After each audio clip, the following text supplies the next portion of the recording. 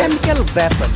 दोस्तों, समूची दुनिया में ही द्वितीय विश्व युद्ध के बाद केमिकल वेपन्स को बैन किया गया है, यानी कोई भी देश केमिकल वेपन नहीं बना सकता। लेकिन अब यूनाइटेड नेशन और जो अन्य समूह हैं, जो रासायनिक बॉडीज हैं, उन्होंने मिलकर एक प्रयोगशाला बनाने की योजना बनाई है, जिसमें कि दुनिया भर के जो शीर्ष बैंड रासायनिक वेपन्स हैं, उन सब की रिसर्च की जाएगी।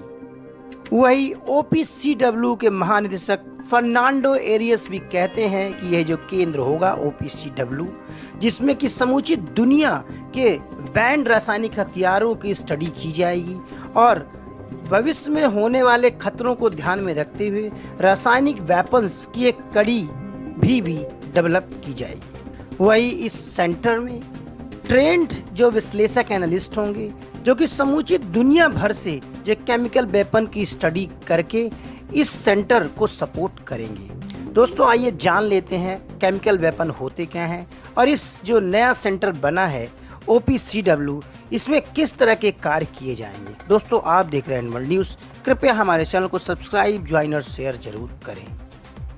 केमिकल वेपन यानी रासायनिक हथियार आखिर ये होते कैसे हैं। दोस्तों, दुनिया में सभी जगह वैज्ञानिक हमेशा ही मनुष्यों के आराम के लिए नई नई वस्तुओं का निर्माण करते रहते हैं, लेकिन इसी के साथ साथ वैज्ञानिकों ने कुछ ऐसे हथियार भी डेवलप किए हैं जिससे कि समूची दुनिया को भी खतरा हो सकता है। हालांकि उन्होंने अपनी डिटरेंस यानी रक्षा के लिए बनाए हैं, लेकिन अगर इनका प्रयोग दुनिया में किसी भी जगह किया गया तो समूची दुनिया भी नष्ट हो सकती है। इन्हीं में से एक है रासायनिक हथियार यानी केमिकल वेपन्स। केमिकल वेपन्स ऐसे होते हैं कि अगर कहीं पर भी इसका प्रयोग किया गया तो वहाँ की नदियों या फिर अगर समुद्र में छोड़ा गया तो उसके आसपास जहाँ पर भी पानी बह के जाएगा, उससे वह केमिकल वेपन्स पूरे ही आबादी को इन्फेक्ट कर देंगे। वहीं अगर टाइप ऑफ केमिकल्स वेपन्स की बात करें तो इनमें सबसे ज़्यादा यूज़ होती है ऑक्सीन, lewisite, sulphur mustard, cyanide, phosgene, diphosgenes, gas chloride, hydrogen एवं अन्य कई रासायनिक पदार्थ होती हैं जिनका की उपयोग केमिकल वेपन्स के तौर पर किया जाता रहा है। दोस्तों, आपको बता दें कि इन हथियारों को गैस या तरल किसी भी रूप में इस्तेमाल किया जा सकता है। इनके फैलने की गति चूंकि बहुत तेज होती है, इसीलिए यह कुछ ही मिनटों में हजारों और लाखों जान भी ले सकते हैं।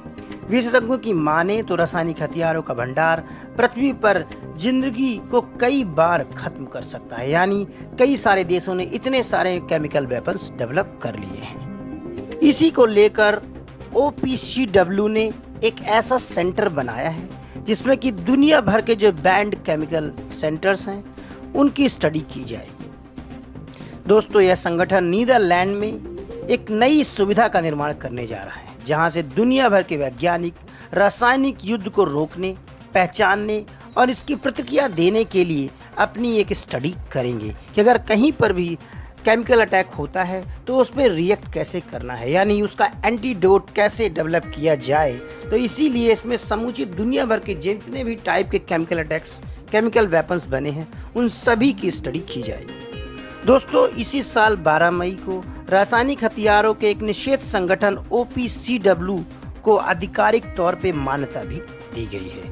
वही इसका उद्घाटन कर लिया गया है, जहां पे अंतर्राष्ट्रीय निकाय अपनी मौजूदा प्रयोगशाला को एक ही साथ सभी की निगरानी में प्रशिक्षण जो कार्यक्रम है, यानी उसका जो ट्रेनिंग प्रोग्राम है, उसको भी कंडक्ट किया जाएगा।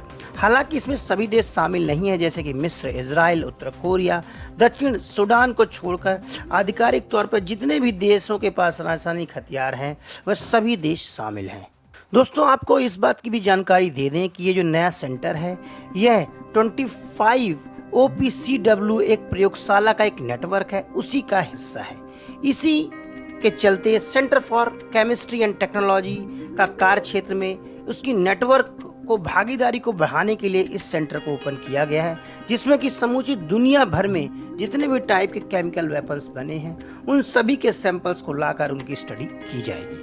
वही दोस्तों, आपको इस बात की जानकारी दे दें कि OPCW पहली बार अफ्रीकी देशों में प्रमाणित प्रयोगशाला पर भी काम कर रहा है। इसके वर्तमान जो ट्रेनर्स हैं उनमें अल्जीरिया, मोरक्को, केन्या, नाइजीरिया, दक्षिण अफ्रीका के वैज्ञानिक भी शामिल होगा। यह स्टडी हाल ही में नेचर जर्नल में प्रकाशित हुआ है, जिसमें कि इस बात की जानकारी दी गई है कि एक ऐसा सेंटर इस्टेब्लिश हुआ है नीदरलैंड में, जिसमें कि समूची दुनिया भर के केमिकल वेपन्स की स्टडी की जाएगी। नमस्कार।